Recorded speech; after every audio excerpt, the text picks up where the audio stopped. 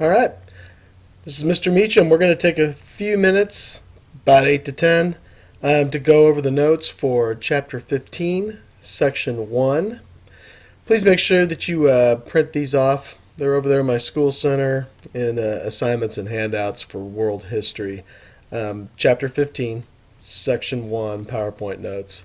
And you can get those, print those out, and you can have them to use for the quiz when we take that probably middle of next week sometime. So let's get started with what we got. So 15.1, and we're going into post-war uncertainty. When I say post-war, I mean World War One, and it was a tragic war. When we covered Chapter 13, we covered all of it in kind of living color. And we kind of almost have like a new Enlightenment era. Um, you know, reverse Enlightenment, if you will. The Enlightenment was that concept that progress would always prevail and reason would always prevail. Everything was questioned. And everything's starting to be questioned once again, kind of more in a negative light this time. We're going to have a scientific revolution, sort of, after World War One. New kinds of sciences and new kinds of theories come into play. New technologies are going to kind of rule over life. Conveniences. In America, there's going to be new ways to get rich. Europe is just going to try to hang on. Now, for the scientific revolution, there's a lot of talk about Einstein, and there should be, because he's the guy that kind of reverses Newtonian science. Sir Isaac Newton, back in the 1600s, came up with his own scientific revolution that everything kind of happened in uniform, consistent parameters. There was a law to everything. If we didn't know it, we just had to keep studying, keep experimenting, we'd find it out. With Einstein, all of that kind of ended with the theory of relativity. Space and time are not constant. There are no set laws to the universe. Everything changes when they're measured against differing speeds of objects moving around them. Science became, I'm not going to pretend to understand Einstein's theory. I'm not a great scientist or even a great science student. But what it did mean was that the universe was way more random than Sir Isaac Newton would have had you believe. So the world now operating, and boy, did everyone believe it after World War One, without uniform or any kind of predictable laws. Whoa, hey, ho, there's Einstein's picture. Jeez, that's good hair.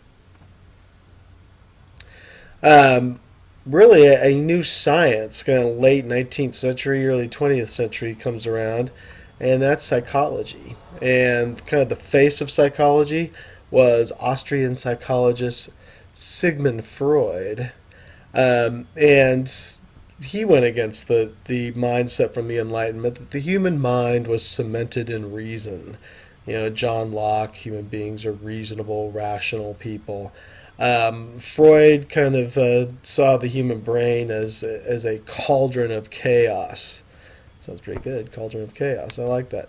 And his main concept was that the base of the mind was what he called the unconscious, kind of a swirling turmoil of your base desires, which he called an id. And we spend our whole life kind of building up our brain, our social graces.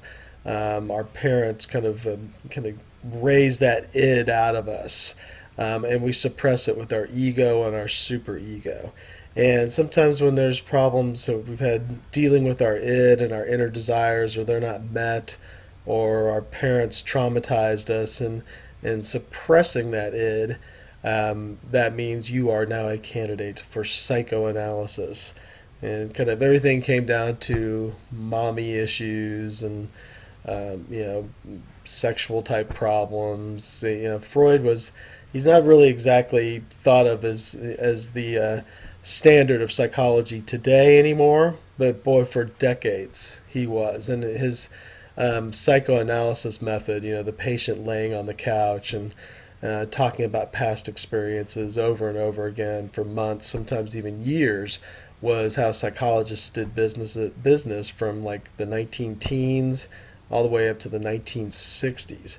So he was an important person in psychology, but also around World War One, his theories were another blow, that the world is reasonable, or that it's ordered in any kind of way. Because in his mind, the human mind was chaotic and was something that had to be suppressed.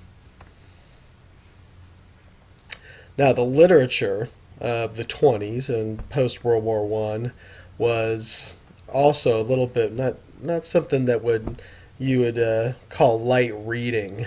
Um, in a lot of literature pieces from Europe, especially, there was stories of helplessness, people out of control. No one knows what's right or where to turn.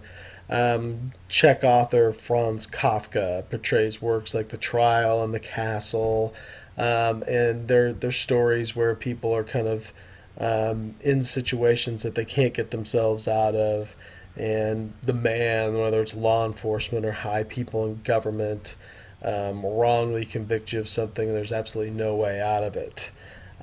You also have kind of psychological theories of the day play out in literature. The picture here is of James Joyce's book Ulysses, and it's basically a book that tries to simulate the kind of random inner workings of the mind. When people just kind of think random things to themselves, it tries to get really right down on paper the random thoughts of a Stephen Bloom in just one day, kind of walking the streets of Dublin, Ireland.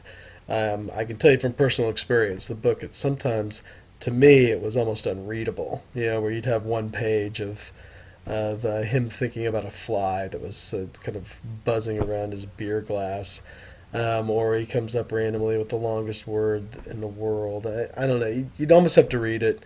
It was thought to be very subversive in the U.S. It was banned for something like 20 years in Boston.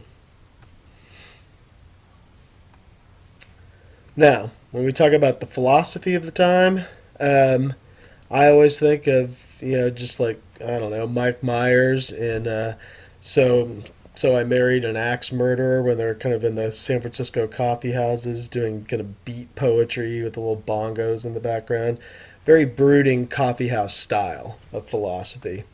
One of the big things in the 20s was the emergence of existentialism. Is there a God? It was written about by Frenchman Paul Sartre. Um, is there a God? Do we really exist?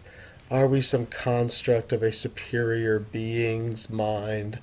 Um, Animal House type stuff. Like in Animal House, it's like, I could be in a universe that's a tiny speck of dirt under the fingernail of another giant being. That kind of stuff. All right. No real purpose or meaning to life was basically the kind of end outcome of existentialism. Every person creates their own meaning through choices and actions taken. This is like little bit depressing. Basically, you live this world. It kind of goes the way it goes. You die, and you're worm food. Not exactly comforting, pro-religious stuff, and it goes all the way back. It wasn't invented after World War One. It was just embraced after World War One. Actually, Friedrich Nietzsche of Germany came up with it. When he was in the 1880s, he was railing on democracy and reason even back then. Question was anybody listening to him at the time? No. Now he's considered one of the great philosophers of the era. Now in the arts, you have painting. Whoa, hey, oh, hey, there's a little Picasso there. A great cubist, by the way, but painting is going to get really weird. A lot of rebellion going on post World War One. Surrealism becomes huge. Expressionists, cubists. Picasso there is a cubist, and just anything that would break the rules of traditional painting. These famous painters were going to try. They wanted to explore inner workings of emotion and feeling, kind of painting what their mind's eye supposedly saw. Sometimes what their mind's eye would supposedly see when they were drug induced, that kind of thing. And many different views. Like in Cubism, they would put different kind of view perspectives, different angles of a view of, for example, this mother and her child is supposedly Picasso painting her from different angles, but putting it all in the same painting. Um, you also had the whole thing, just like in the books and paintings, probably putting the unconscious mind and what it was seeing in different scenes in the painting. Salvador Dali was big on that. They got that one where the clock is kind of wilting, and I don't know if it's like wet or just sagging over that dead tree branch in the middle of a desert. That's supposedly his unconscious mind.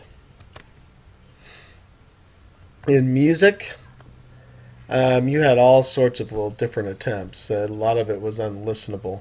And classical, traditional note scales started to be ignored.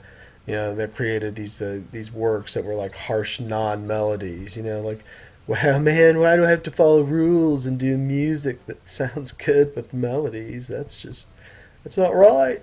And so, for an example, Igor Stravinsky's Rite of Spring. It's just like a bunch of strings just kind of playing whatever they want. Um, Next week in class, I'll play a little piece of it for you. It's really hard to hear. There's just no discernible notes. But the kind of music, the rebellion music that really took shape and was popular for decades, is going to happen mostly in America, and that would be jazz, the ultimate improv style. Sheet music, forget sheet music. Give me one little kind of riff to play, set of notes, and I'll take that and we'll go off it, and we'll we'll do improvisation off of it. We'll create like 20-minute dance numbers that everybody can enjoy. The role of women. So with women in the 20s, they were breaking out. Post World War One, it was time for them to change their role in most countries of the West, and their key war effort. The fact that they worked during World War One and kept the home front going. They felt that it was their time to get the respect they deserved. Victorian style clothing, hairstyles, they were done. Going out by themselves, dancing, short hair, getting the vote was a big thing. Started happening in 1920 in the U.S. A little bit before in Europe, but not much. Career choices were broadened. You didn't have to be just a teacher, nurse, or housewife. And traditional life patterns started to be ignored by some. Courting, getting married right away, or really having no life if you don't. So the role of women is going to get more modernized during the post World War One era. Now with transportation, the car went from a curiosity to a necessity, especially in America. Electric starters so women could start them, better engines, but the biggest thing was a lower price tag, and Henry Ford started that with the Model T, mass production of cars, making them in the like $300 range in 1905. And the West adopted the car that is, as a main form of transport. And that means people could live in all sorts of different places. Suburbs started growing around major cities because people could travel from further distance to go to work. With the plane, post World War One, the world's going to shrink even more, even though at this point it's very cost prohibitive. With entertainment, you had the radio becoming the major form of broadcast communication. News and entertainment piped into everybody's living room, basically at the time that they wanted to hear it. And movies start to become a Western obsession. Movie stars like Charlie Chaplin were idolized, and people were more and more devoted to their leisure time, kind of a way to escape the harsh realities of what's going on outside. All right, we are finished. Please go back to the School Center, download those notes, get them printed off for your use. Thank you guys very much. We will see you on Monday.